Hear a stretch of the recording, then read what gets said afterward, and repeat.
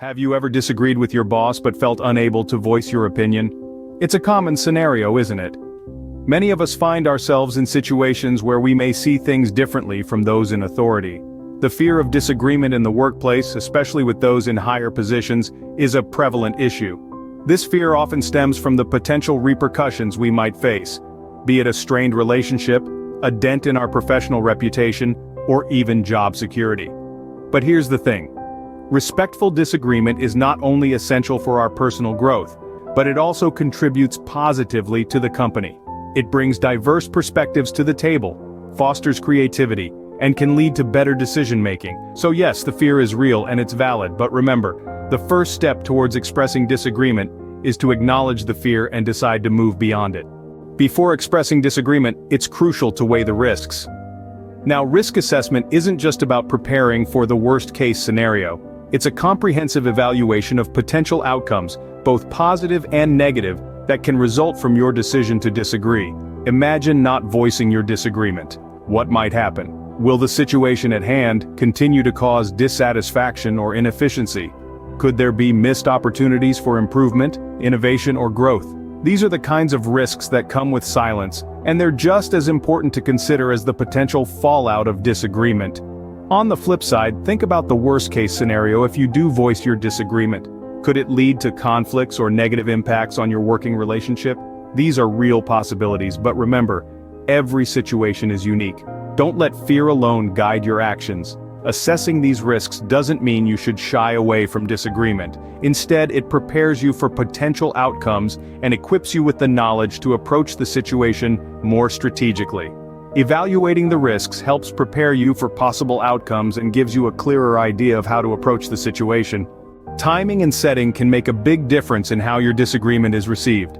Picking the right moment to voice your thoughts is crucial. It's like threading a needle. You need to find that perfect point where it's neither too early nor too late. Choosing a time when your boss isn't swamped with tasks or stressed out can make your conversation less tense and more productive. Remember, your goal is to foster understanding, not to add to the pile of challenges they're already dealing with. Now let's talk about the setting.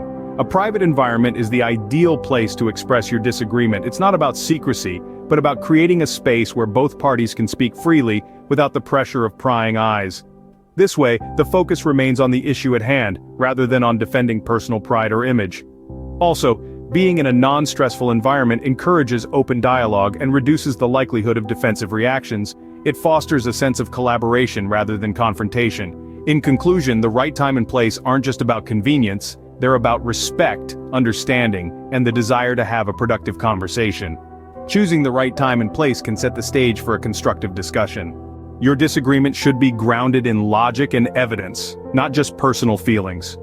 In any professional situation, especially when you're disagreeing with someone more powerful than you, it's vital to have a rock-solid foundation for your argument. This foundation is built on evidence. Now you may wonder, what does evidence look like in a professional disagreement? It can come in many forms, and it's important to gather as much as you can to bolster your stance. Data is a powerful form of evidence. It's unbiased, concrete, and difficult to refute. If you're arguing for a new approach to a project, for example, data showing the success of that method in other companies or scenarios can be invaluable. Take the time to do your research. Dig into industry studies, company reports, or even customer feedback. Anything that can provide a factual base for your argument is worth considering. Past experiences are another form of evidence. Your own experiences, or those of others in your team or industry, can provide compelling support for your viewpoint. If you've tried a similar approach before and it worked, don't hesitate to bring that up. Or if you've seen others succeed with the strategy you're proposing, share those stories. Remember, your experiences and observations have value. Expert opinions can also serve as evidence. If respected thought leaders or industry experts advocate for the approach you're suggesting, their words can add weight to your argument. Quotes, articles, or published works can all provide a strong backing for your stance. But remember, gathering evidence isn't just about building a fortress for your own argument, it's also about understanding the counter-arguments you might face. Be prepared to address potential pushbacks or concerns with further evidence. Finally, when presenting your evidence, make sure to do so in a clear, concise manner. No one wants to wade through a sea of numbers or anecdotes. highlight the key points that directly support your argument, and be ready to provide more details if asked. With evidence on your side, your disagreement becomes a persuasive argument. The more comprehensive your evidence, the more powerful your argument becomes. So, gather your evidence, prepare your points, and present them with confidence. You're not just disagreeing, you're proposing a well-informed alternative. Understanding and acknowledging the other person's perspective is key to respectful disagreement. Now, this may seem counterintuitive when you're preparing to disagree, but it's a crucial step that can't be skipped. Why, you might ask? Well, consider this. Your boss, or the person you're disagreeing with, has probably spent a significant amount of time and energy coming to their conclusion. Dismissing it outright not only disregards their effort, but it can also come across as disrespectful. Instead, take the time to understand their viewpoint. This shows respect for their opinion and demonstrates that you value their perspective, even if you don't agree with it. It's not about agreeing with them, but about showing empathy and understanding. This lays the groundwork for a constructive dialogue rather than a combative argument.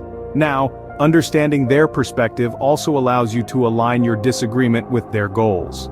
If you can show how your viewpoint or idea also serves their objectives, your disagreement becomes a lot more palatable. It's not just about saying, "I disagree with you," but more about saying, "I see where you're coming from, but have you considered this?" This approach can help maintain a positive dynamic even when you're expressing disagreement. It's about fostering a culture of open discussion, where all ideas are valued and considered. This doesn't mean you'll always get your way, but it does mean your ideas will be heard. And remember, it's not just about what you say, but how you say it. Be composed, confident, and speak slowly and deliberately. Use factual language and avoid judgmental phrases. You're presenting an alternative viewpoint, not launching personal attacks. When you show that you understand their perspective, your disagreement becomes a discussion, not a confrontation. So, the next time you find yourself preparing to disagree with your boss or someone more powerful, remember to acknowledge their perspective first. It's the first step towards a respectful and constructive disagreement. Now comes the part you've been preparing for: expressing your disagreement. In the world of work, the ability to express disagreement constructively is a skill that's as delicate as it is crucial. And just like any other skill, it requires a certain level of composure and confidence. When you're in the heat of the moment, it's easy to let your emotions take the driver's seat. However, maintaining a calm demeanor can help keep the conversation on track and prevent it from spiraling into an argument. Think of yourself as a diplomat, representing the interests of your own perspective while respecting the sovereignty of the other person's viewpoint. Your aim is not to dominate the conversation, but to engage in a dialogue that fosters understanding and mutual respect. Now, when it comes to the language you use, it's essential to stick to the facts. Avoid falling into the trap of using judgmental phrases or casting blame. Instead, focus on presenting your point of view logically and objectively. For instance, instead of saying, "Your idea will never work," you might say, "From my perspective, there are some potential challenges with this approach that we might need to consider." In a workplace setting, it's also important to remember that you're dealing with someone who holds a position of power. To maintain a respectful tone, consider asking for permission to disagree.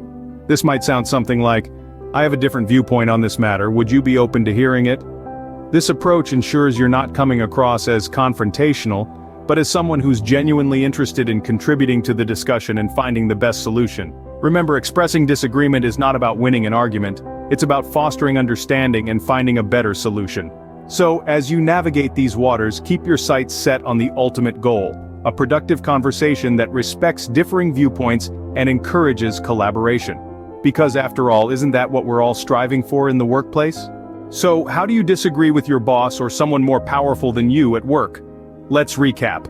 We began by acknowledging the fear of disagreement, a common feeling in the workplace but one that shouldn't hold you back. Then we discussed the importance of weighing the risks, considering the worst-case scenarios, and the potential consequences of staying silent. Choosing the right time and place for your conversation is crucial. You want a setting that fosters open dialogue and mutual respect. Gathering evidence to support your position is a key step. This helps you present a solid case when you voice your disagreement. Understanding the other person's perspective is another vital aspect. Start by affirming their point of view before presenting your own. This shows that you respect their opinion and are not just being contrary for the sake of it. And finally, we talked about how to express your disagreement respectfully. Ask for permission to disagree, maintain composure, control your body language, and use factual language. Remember, disagreement is a part of growth. Don't shy away from it. Instead, learn to navigate it effectively. Good luck.